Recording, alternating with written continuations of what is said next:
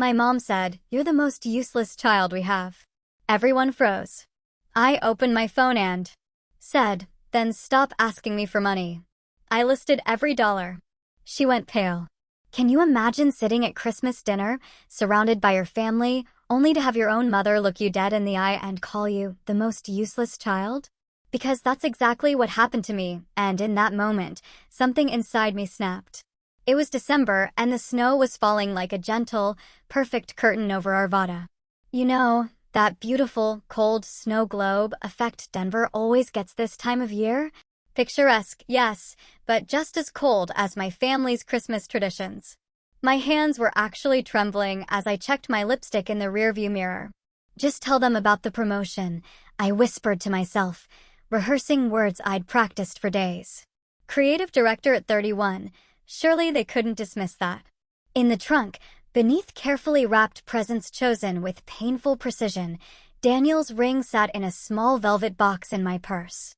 I'd bought it on an installment plan I could barely afford.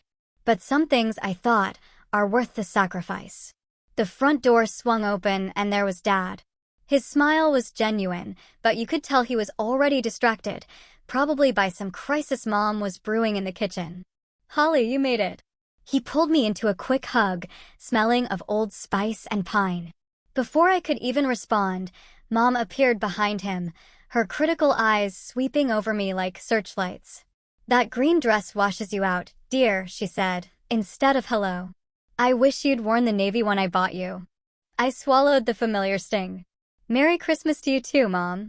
The living room was a museum of Christmases past, the same decorations for 3 decades. My cousin Jim and his wife were on the love seat. Uncle Ray, of course, was by the fireplace, nursing his usual whiskey. Grandma Eleanor, in her designated armchair, her eyes crinkling with warmth, spotted me. "There's my Holly," she said, extending her hand. I started towards her, but Ethan, my brother, intercepted. He always had to dominate the room. "Just secured financing for the North Office expansion," he announced, completely skipping a greeting. "Orthopedic surgery is about to become the most profitable specialty in Colorado, mark my words." Then Chloe, my sister, materialized beside him, her designer handbag swinging. "Speaking of profitable, the firm made me senior associate last month." She extracted business cards from her wallet, passing them around like communion wafers. "Youngest female senior associate in the history of Bergman and Walsh." I placed my handmade family scrapbook on the coffee table. Hours of work, photos, captions, preserving memories. Mom glanced at it, then casually nudged it aside to make room for Ethan's medical journal. From her corner, Grandma Eleanor caught my eye, shaking her head ever so slightly. She saw everything, always has. A memory surfaced, unbidden, as Dad handed me a glass of wine. I was 10. Mom stood in my bedroom doorway, pointing to Ethan's straight-A report card. "Why can't you be more like your brother?" Then high school graduation. My name called, honors in marketing and design. The applause drowned out by Mom's excited whisper to her friend. "Ethan just got his medical school acceptance letter this morning. College graduation, marketing degree in hand." "It's not a real career, honey," Dad had said gently. "But it'll do until you find something permanent." Then the pattern began. First, Mom calling about their broken furnace during the coldest February on record. "We're a little short this month." My first real paycheck, sliced in half to cover their repair. Later, huddled in Mom's car after I'd written another check, her voice dropped to a conspiratorial whisper. "Don't tell anyone about this. It would embarrass your father." I returned to the present as Dad carved the turkey, his hands steady and sure, unlike mine at these gatherings. The perfect slices fell onto Wedgwood china. My wine glass was nearly empty when I cleared my throat. "Daniel and I are engaged." The words hung in the air. The only sound was Grandma Eleanor's soft clapping, her weathered hands creating gentle applause in the suffocating silence. Mom set her wine glass down with deliberate care, the crystal making a sharp sound against the table. Her mouth formed a thin line. "Well," she said, each word measured and cold, "I suppose someone had to take you. You're the most useless child we have." The table went silent. Ethan studied his plate. Chloe examined her manicure. Dad's knife paused mid-slice. I waited for the familiar burn of tears, the instinct to flee to the guest bathroom. But it didn't come. Instead, an unexpected calm washed over me, like stepping into the eye of a storm I'd been battling my entire life. My phone sat beside my plate. I picked it up, opened my banking app, and began scrolling through transaction after transaction. Mom watched, her eyes narrowing. Dad noticed the change in my posture, the straightening of my spine, the slight lift of my chin. He set the carving knife down, confusion etched across his face. "Holly," he ventured. I looked up, meeting Mom's gaze directly for what felt like the first time in years. "Then stop calling when you need money," I said, my voice steady and clear in the Christmas dinner silence. I could almost hear the foundation crack beneath us, the family hierarchy shifting like tectonic plates. Grandma Eleanor's smile spread slowly across her face as the dining room table became a battlefield, with my small revolution finally declared. I kept scrolling through my banking app, the blue light illuminating faces around the table. The silence felt like a physical weight. "Let me show you something interesting," I said, my voice steadier than I expected. December 3rd, $1,150 to Matthews Leasing. My finger tapped the screen. "That's for your Lexus, isn't it, Mom?" Margaret's face tightened. Thomas, Dad, glanced between us, his fork suspended halfway to his mouth. November 15th, $2,750. I looked at Dad. "Your knee surgery deductible? Remember how worried you were about meeting it before year-end?" His eyes dropped to his plate. October 2nd, $3,200. My gaze shifted to Chloe. Bar exam prep course. Premium package. Chloe's cheeks flushed pink. August 24th, $4,500 wire transfer. I turned to Ethan. "Those lingering student loans that were keeping you from qualifying for your practice loan." Grandma Eleanor's hand covered mine briefly, a warm anchor in this storm of my making. 3 years of transactions, I stated. $42,000. The numbers burned on the screen like accusatory eyes. And not a single repayment. Mom's wine sloshed dangerously close to the rim of her glass. "Families help each other. That's what we do." "No, Mom," I countered. "Families support each other." This was exploitation. Chloe snapped, her voice high and defensive. "You could have said no if it was such a burden. Nobody forced you." A laugh escaped me, surprising even myself. "You're right. Nobody held a gun to my head. Just emotional manipulation and the promise of finally being worth something to this family." Mom's eyes narrowed. "What exactly are you implying?" "I'm not implying anything. I'm stating facts." I scrolled through another month. "My lease renewal depends on the bonus I saved." "The bonus you asked for half of last week for the bathroom remodel." Dad looked genuinely shocked. "Margaret, you didn't mention. Daniel and I are taking night courses toward our MBAs," I continued, the words flowing now like a river breaking through a dam. "His teacher's salary barely covers our current expenses. This engagement ring." I held up my left hand, the modest diamond catching the light. "Installment plan. Because every time I save, one of you has an emergency." Mom slammed her palm on the table, rattling the silverware. "How dare you air our private business? When I tell everyone what you've done, what I've done." The question hung between us. What exactly have I done, Mom? Supported this family while being treated like I'm nothing. The realization washed over me, crystal clear amid the wreckage of Christmas dinner. "I wanted you to see me as worth something," my voice softened, not from weakness, but from the strange power of finally understanding. "But my worth was never going to come from you, was it?" I closed the banking app with a decisive tap, the screen going dark. My purse sat beside my chair. I gathered it with careful precision, each movement deliberate. "The Bank of Holly is officially closed," I announced, a genuine smile spreading across my face for the first time all evening. Grandma Eleanor's whispered, finally, cut through the stunned silence. Her weathered hands gripped her napkin, eyes gleaming with something like pride. No dramatic exit needed. No tears or slammed doors.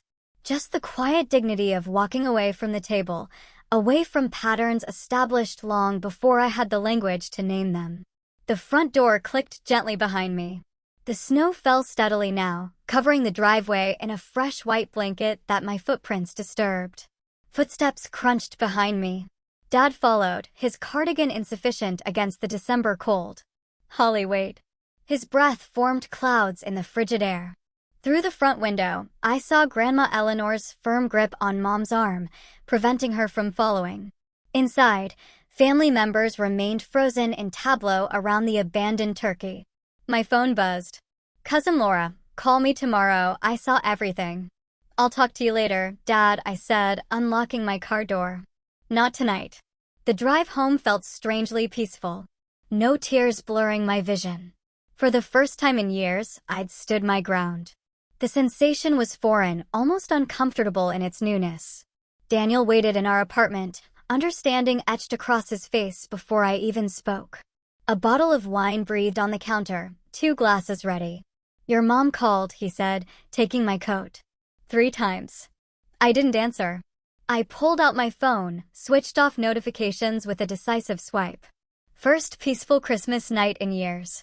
Daniel pulled me close, his teacher's sweater rough against my cheek. "I've been waiting for you to see what I see." A text from Rebecca popped up before I silenced the phone completely. "Guest room ready, just in case. Proud of you." Later, in bed beside sleeping Daniel, I stared at the ceiling. My holiday bonus remained untouched in savings. The weight of broken family relationships settled into midnight reflection, bittersweet but no longer crushing. Somewhere between liberation and loss, I found an unexpected moment of peace. The bank of Holly was closed, and for the first time, I was keeping the assets for myself. 2 days later, Margaret's email arrived at 6:43 a.m. on a Tuesday. My stomach turned to concrete as I scanned her carefully crafted paragraph about my shocking Christmas behavior and abandonment of family values, sent to everyone from extended family to Ethan's colleagues. "After all we've sacrificed," she wrote, "our daughter has chosen selfishness over family loyalty." The words sliced through my morning calm like paper cuts, small, but surprisingly painful. Daniel's arm wrapped around my waist.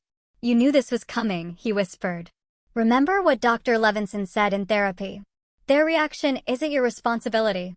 The phone buzzed again. Chloe this time, her name flashing like a warning light. "Holly, how could you?"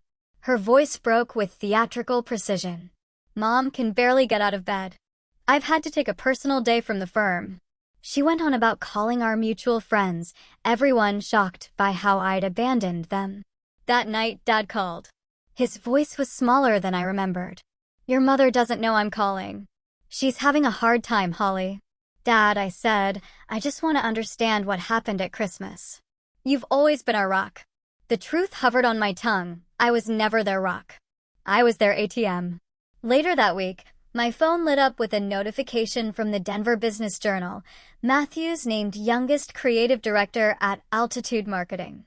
The article mentioned my innovative approach to client retention and remarkable industry trajectory. My office filled with congratulatory emails, while my personal inbox remained a battleground of family allegations.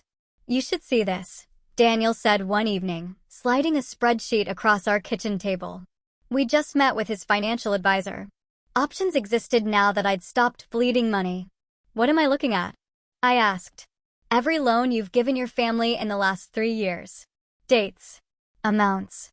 Supposed purposes." Daniel's finger traced the total. $42,635. I blinked at the number, at once both smaller and larger than I'd imagined. Small enough to wonder where it all went. Large enough to have been the down payment on a home. When Cousin Laura's wedding invitation arrived, I declined without explanation. The power in that single checkbox, regretfully unable to attend, felt like a small revolution. Thursday's lunch hour found me at Copper Kettle, my favorite downtown cafe. Spring sunshine streamed through the windows, warming my corner table. My phone sat face down, a newly established boundary. The cafe door chimed. I didn't look up until I sensed someone hovering. Mom stood there, Chloe half a step behind. Mom's eyes were rimmed red, her makeup carefully applied to enhance the appearance of exhaustion. Chloe clutched her designer handbag like a shield. "Holly," Mom said, her voice pitched just loud enough to turn heads. "We need to talk." My throat tightened. This cafe, my sanctuary, suddenly felt like a trap. They'd chosen a public setting deliberately, knowing I couldn't escape without a scene. Mom slid into the chair opposite without waiting. Chloe sat too. The marketing briefs between us became an inadequate barrier. "How could you do this to your family?" Mom's voice broke, tears appearing on cue. "After everything we've done for you." "Dad's knee is getting worse," Chloe added, leaning forward. "The doctor says he needs another procedure." "Is that what you want? For him to suffer because you're being selfish?" I lifted my coffee cup, taking a slow, deliberate sip. The warm liquid steadied me. I set the mug down with a soft click. "I love you both," I said, surprising myself with the steadiness in my voice. "But love doesn't require sacrifice." Mom's eyes widened. This wasn't the script she expected. "Dad's health isn't dependent on my bank account," I continued, "and we both know his insurance covers 80% of any procedure." "You don't understand," Mom began, but I cut her off with a raised hand. "I understand perfectly. You're not here because you miss me. You're here because you miss my money." The cafe manager, Vera, approached, concern etched on her face. "Everything okay here, Miss Matthews? Your usual table is always reserved for you." "Everything," I nodded, grateful for the interruption and the unexpected ally. "Everything's fine, Vera. My mother and sister were just leaving." Mom's mouth opened in shock. This isn't how our confrontations normally ended, with me still seated, composed, while she was dismissed. I reached for my wallet, counting out bills for 3 coffees, placing them deliberately on the table. "This is the last bill I'll pay for you," I said quietly. As they left, I noticed Rebecca at a corner table, her phone positioned to capture the exchange. She gave me a thumbs up. That evening, my office implemented visitor screening protocols. "Family drama shouldn't impact our workflow," my supervisor said matter-of-factly. The weekly lunches with Grandma Eleanor became my sanctuary. "I've waited 30 years to see you stand up for yourself," she told me, buttering her roll with precise movements. "Your grandfather would be proud." Daniel's colleagues sent encouraging texts. Cousin Laura called with her own stories of family financial pressure, confessing she'd been on the receiving end of similar demands. The knock at my apartment door came unexpectedly on a Tuesday evening. The peephole revealed Dad, alone, his shoulders slumped under his worn canvas jacket. "Can I come in?" he asked, eyes darting down the corridor as if afraid of being seen. I hesitated before opening the door wider. He sat awkwardly on our couch, hands clasped between his knees. "I never knew," he said finally, "how much you were paying, I mean." "Mom didn't tell you?" I asked. He shook his head, then reached for the folder he brought. "I found your spreadsheets, the ones you left at Christmas." He opened it, revealing organized columns of numbers. "She told me these were just small birthday gifts you'd given us." I sat beside him, turning pages to show the real amounts. His face crumpled as he saw the total. "I'm going back to work," he said suddenly. "Full-time engineering again. Peterson's firm has an opening." "Dad, you don't have to." "I do." His eyes filled with tears as he took my hand. "I failed you as a father, Holly. I let this happen." Later that week, I started a journal dedicated to family interactions. Each call, text, confrontation documented with clinical precision. Financial records organized. Text messages backed up. I created an email folder labeled Family Boundaries and filed away every message from Mom and Chloe. The very act of organization felt like reclaiming power. Our wedding planning proceeded without the financial strain I'd expected. The venue deposit cleared without emptying my account. The caterer's contract didn't require me to skip lunch for a month. When the engagement party invitations went out, 2 names were conspicuously absent. Dad called to confirm he'd attend. Grandma Eleanor promised her famous lemon squares. The evening before the party, my doorbell rang. The security camera Daniel installed showed Mom standing outside, clutching a large manila envelope. My hand hovered over the doorknob. Behind me, our apartment glowed with pre-celebration warmth. Daniel arranged appetizer platters in the kitchen, humming softly. The doorbell rang again, more insistent. My fingers curled around the cold metal of the knob as I weighed the choices. I opened the door but positioned myself firmly in the threshold, blocking entry. The last boundary I had left. Holly. Her voice carried that familiar note of wounded dignity. May I come in? I'm preparing for my engagement party tomorrow, I said, not moving. What's this about? She extended the envelope with a trembling hand. I found these while cleaning out the attic. I thought you might want them. I accepted the package, my curiosity winning over caution. Inside were childhood photographs I'd never seen, me at 6 blowing out birthday candles, 10-year-old me clutching a science fair ribbon, teenage me in my first formal dress. Remember how happy we were? Mom's voice softened, eyes misting strategically. Before all this unpleasantness. I thumbed through the photos, feeling that old familiar pull, that hunger for proof that I belonged. The family is falling apart, Holly. Her hand reached for my arm but stopped short when I stepped back. Your father is devastated. Ethan barely speaks to us. Chloe cries herself to sleep. I said nothing, which unsettled her more than any response. Dr. Williamson has agreed to host a family counseling session next Tuesday. She produced a business card. Everyone's committed to attending. Even Grandma Eleanor thinks it's a good idea. I recognized the manipulation instantly. Grandma would never. It was the same tactic Mom used when I was 16, convincing me Dad had approved my babysitting the neighbors' kids 3 nights a week, money that somehow always ended up covering Chloe's dance lessons. Thank you for the memories, I said, tapping the envelope against my palm. But this doesn't change anything. Holly, please. I appreciate you thinking of me. My voice stayed measured, something new I was still getting used to. I'll consider the counseling, but right now I need to prepare for my engagement party. Her mouth tightened at the mention of the event she wasn't invited to. Your father misses you. Dad knows where to find me. He's welcome anytime. I began closing the door, slowly but firmly. I need to go now. The door clicked shut and I leaned against it, breathing deeply. No tears, no racing heart, just quiet certainty. Daniel emerged from the kitchen, wiping his hands. You okay? I handed him the envelope. Trip down memory lane, courtesy of Margaret Matthews. We spread the photos across our coffee table. Daniel sat cross-legged, studying each image with historian's eyes. Notice anything? He asked after a while. I shook my head, still caught in the memories. His finger pointed to photo after photo. You're always on the edge. Here. Christmas morning, Ethan and Chloe center stage. You're practically off frame. Your high school graduation, you're half hidden behind your dad.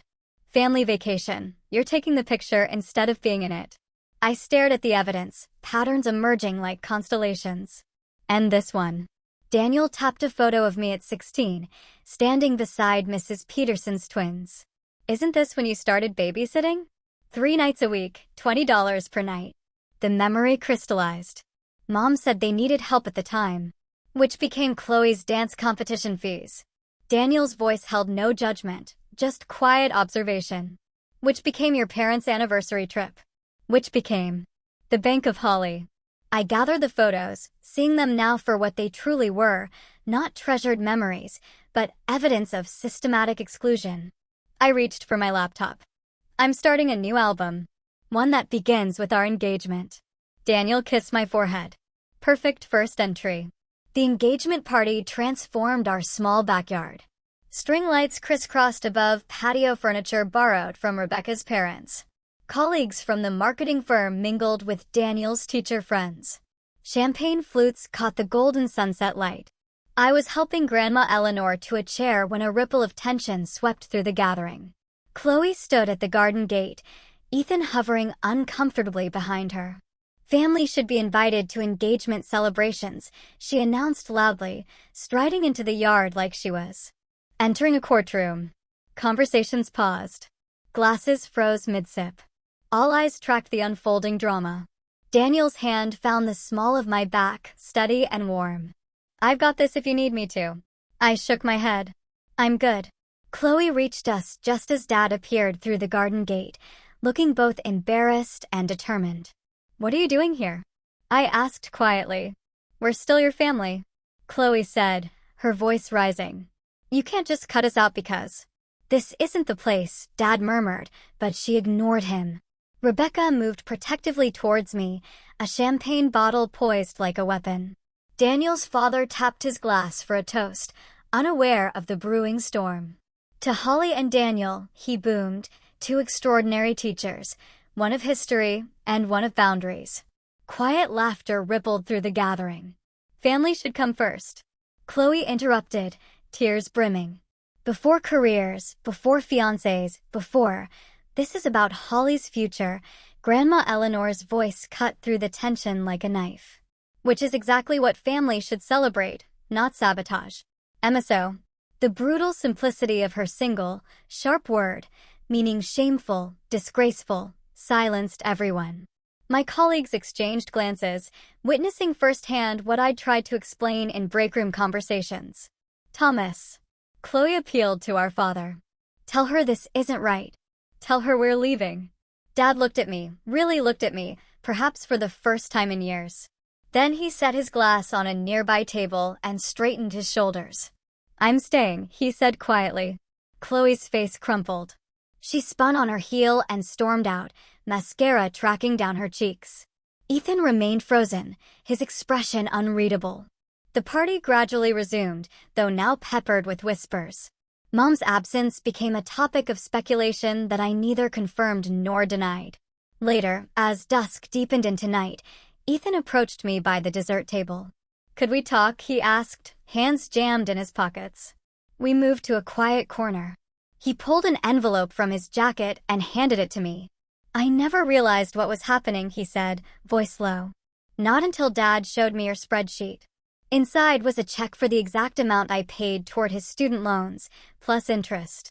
"I'm also taking over Dad's medical bills going forward," he continued, starting with the physical therapy for his knee. I studied my brother's face, searching for the competitive edge that defined our childhood. It was absent, replaced by something that looked remarkably like shame. "Why no?" I asked. "Because I saw what it cost you." His eyes met mine. "And because for the first time, I saw what it cost Dad to let it happen." We talked for 20 minutes, our first genuine conversation in years. That night, Dad texted that Chloe had called him in tears. The next morning, Ethan emailed that he'd refused to support Mom's version of events when she called demanding he take sides. 3 cousins and an aunt reached out directly to me instead of filtering through Mom. Dad mentioned he was starting financial counseling. And in a final irony that would be funny if it weren't so sad, Rebecca reported from her mother's bridge club that Margaret Matthews had stopped attending social gatherings, claiming illness when the real ailment was the shifting of support systems she once controlled with absolute authority. The photos Mom brought sat in a new album now, labeled The Past, but they were contextualized with my spreadsheets, my documentation, my truth. Beside it sat a thicker album labeled The Future, beginning with pictures from an engagement party where I stood firmly in the center of every frame. Weeks later, the wedding invitation sat on my desk, cream-colored cardstock with golden lettering, no mention of the mother of the bride. 6 weeks of planning without Margaret's input, and I'd never felt more at peace. My phone vibrated again. The 3rd time in an hour. "Holly, please call. My blood pressure is through the roof." Mom's text glowed, a familiar manipulation that once would have sent me rushing to her side. I set the phone face down and returned to my seating chart. Daniel appeared in the doorway, his face tight with concern. "Your dad called. Says your mom's really struggling with being excluded." "She's not excluded," I reminded him, tapping my pen against the chart. "She's just not in charge." "I know, but—" "But what?" I looked up, meeting his worried eyes. "Your dad says this might be her last chance to make memories with you. As your mother." The old guilt rose like flood water, threatening to drown my resolve. I closed my eyes, counting backward from 10, a technique my therapist suggested. "She's 58 and perfectly healthy, except when she needs leverage," I said finally. "This is exactly what she did before my graduation, my promotion party, and every important moment of my life." Daniel nodded, understanding dawning. He was caught between supporting me and the natural desire for peace, just as Dad had been for 30 years. Later that evening, Daniel's mother called, her voice uncharacteristically hesitant. "Holly, dear, I ran into your mother today at Williams-Sonoma." My stomach tightened. Let me guess, a completely accidental meeting? She was quite upset, said she's being excluded from her only daughter's wedding. A pause. "Is everything all right between you two?" I explained as simply as I could, omitting the financial details, but emphasizing the boundaries I'd established. By the time we hung up, she sounded uncertain but supportive. Daniel watched me. "She got to my parents." "That's just the beginning," I said, surprising myself with how calm I felt. Chloe texted earlier. "3 photographers suddenly can't make our date, despite signed contracts." He frowned. "That's not a coincidence." "No," I agreed. "It's war." The next morning brought worse news. Our venue coordinator called, apologetic but firm. "There's been a catastrophic plumbing issue at the hall. We have to cancel all events for the next 3 months." Officially, we'd lost our venue. I sat in stunned silence as Daniel took over the call, his teacher's voice steady and practical as he asked about deposits and recommendations. When he hung up, I whispered what we were both thinking. "My mother." "You can't know that for sure," he said, but his eyes told me he believed it too. That night, I curled into myself on our sofa, watching as Daniel made calls, sent emails, attempted to salvage what was left. "Maybe I should just give in," I said finally, the words bitter on my tongue. "Let her help with the wedding. It would be easier." 20 minutes later, Rebecca appeared in our doorway, summoned by Daniel's SOS text. She dropped onto the couch beside me, her face fierce with determination. "This is exactly why you stood up to them," she reminded me. "The moment you show weakness, they pounce." She pulled out her laptop. "My client owns a vineyard outside Boulder. Small, private, and available because their daughter's wedding was last weekend." 3 days later, we stood on a hillside overlooking rows of grapevines. The sun bathed everything in golden light, and a small stone building with a red roof nestled against the hillside. "It's perfect," I whispered. And for the first time in weeks, the tightness in my chest eased. My marketing colleagues rallied around me, their industry connections securing last-minute vendors. I spent one entire evening addressing invitations by hand, each one carefully selected. When I reached the envelopes for Mom and Chloe, I included a note card. "That took me hours to compose. I would welcome your presence at our wedding under these conditions. Respect my boundaries. Cause no drama. Attempt no control. These terms are non-negotiable. With love, Holly." The wedding day arrived wrapped in sunshine. Dad walked me down the aisle, his steps steadier than they'd been in years. His engineering job had returned color to his face and confidence to his posture. Grandma Eleanor sat in the front row, occupying the space traditionally reserved for the mother of the bride. Mom and Chloe sat 3 rows back, both wearing expressions of careful neutrality. Daniel's parents embraced me with genuine warmth before the ceremony, his mother whispering, "We're so proud to welcome you to our family." I didn't cry until Daniel read his vows, his voice steady as he promised to stand beside me through whatever comes. "Your strength has taught me what real love looks like," he said, and I believed him. At the reception, I placed my career award from last month's industry dinner on a small table near the guest book. Beside it, tucked into our wedding album, was the spreadsheet summarizing the financial history between my family and me. A record, not a weapon. During the father-daughter dance, Dad whispered, "I've never been prouder of you, Holly." Later, I found a moment alone with Mom near the dessert table. She looked smaller somehow, less commanding in her carefully chosen navy dress. "I forgive you," I told her quietly, "but I won't forget." She opened her mouth, likely to protest, but I continued before she could speak. "My home and my finances are off limits to you from this day forward. That's not negotiable." Something shifted in her eyes, a realization that her old tactics wouldn't work anymore. For perhaps the first time in my life, she looked at me with something approaching respect. "I was wrong about you," she said finally. The closest thing to an apology I'd ever receive, but it was enough. During the sister dance, a tradition I created just for today, Chloe leaned in close. I'm sorry, she whispered, the words almost lost in the music. For everything. I nodded, accepting but not absolving. Some relationships take years to rebuild, and we were only at the foundation. Across the room, I watched Dad laughing with Daniel's father, his shoulders relaxed, no longer carrying the weight of keeping peace between warring factions. Mom sat with Grandma Eleanor, their conversation clearly strained but civil. The old hierarchy had crumbled, replaced by something new and uncertain. I wasn't cruel in my victory. I didn't need to be. The power lay in my smile as I danced with my husband, in the knowledge that I'd claimed my life as my own. Not through dramatic gestures or scorched earth, but through the quiet, unshakable power of boundaries drawn in love and maintained with conviction. 3 months later, the paint hadn't even dried on our modest brick bungalow, but it already felt more like home than anywhere I'd lived before. Daniel rested his chin on my shoulder as I hung the MBA acceptance letter on our refrigerator, securing it with a magnet shaped like the Colorado state flag. Creative director by day, MBA student by night, he said, pressing a kiss into my hair. How did I get so lucky? I leaned back into him, savoring the weight of his arms. The industry newsletter called it a well-deserved promotion for one of Denver's rising marketing stars. They're not wrong. His voice carried that unmistakable pride that still caught me off guard, appreciation without expectation. The doorbell chimed, and I didn't flinch or rehearse responses. Those habits had faded months ago, replaced by a steadiness I was still getting used to. Dad stood on our porch, holding a cardboard box that smelled like cinnamon and butter. Made it myself, he said, offering up his homemade apple crisp. Eleanor supervised.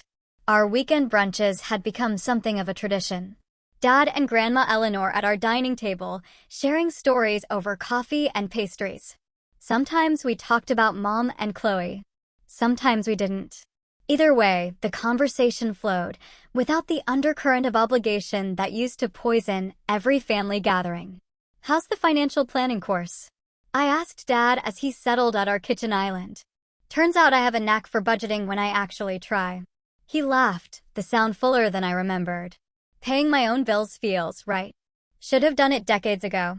Later, as December snow dusted our front yard, I slipped into the emerald green dress hanging in our closet. The fabric caught the light differently now, or perhaps it was just that I wore it differently, without the weight of anticipated criticism. Beautiful, Daniel said from the doorway. I didn't argue or deflect. Thank you. Our first Christmas in the new house bore no resemblance to the holidays of my past. We'd created our own tradition. Cinnamon rolls for breakfast, presents opened slowly with Christmas jazz playing, no rigid timeline or performative perfection. When I opened the door for Dad's arrival, I didn't brace myself. I didn't calculate how much money I might need to spend to earn his approval. I simply welcomed him into our home. Merry Christmas, Holly. He handed me a small package wrapped in Sunday comics, his new signature style since he started living on his own terms. The word no comes easily these days. 2 letters that used to feel impossible to pronounce now slip from my lips without hesitation when Chloe calls about just a small loan. I no longer justify my boundaries with lengthy explanations.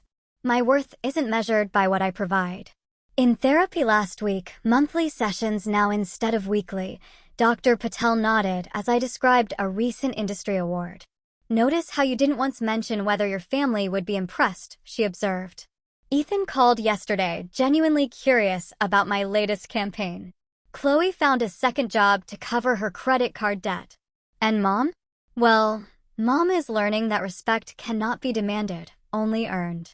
Last Tuesday, Jessica, a junior copywriter at the agency, lingered after our team meeting, her expression a mirror of my former anxiety. My parents expect me to fund my brother's startup, she confessed.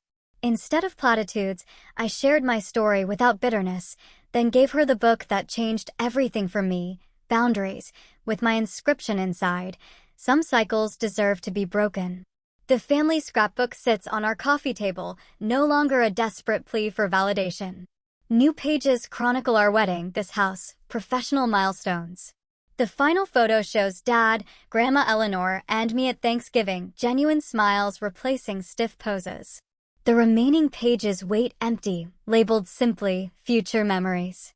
When the invitation to Christmas Eve dinner went out to Mom, it came with clear conditions: respect, authenticity, boundaries. Her careful navigation of this new terrain, asking before offering advice, acknowledging Daniel's contributions, thanking us for hosting, reveals a fragile truce worth nurturing. In our family photo, everyone stands in their proper place. But now, that place is earned through love, not obligation. The bank of holly closed permanently, and in its place, something more valuable emerged, a life measured by joy instead of usefulness.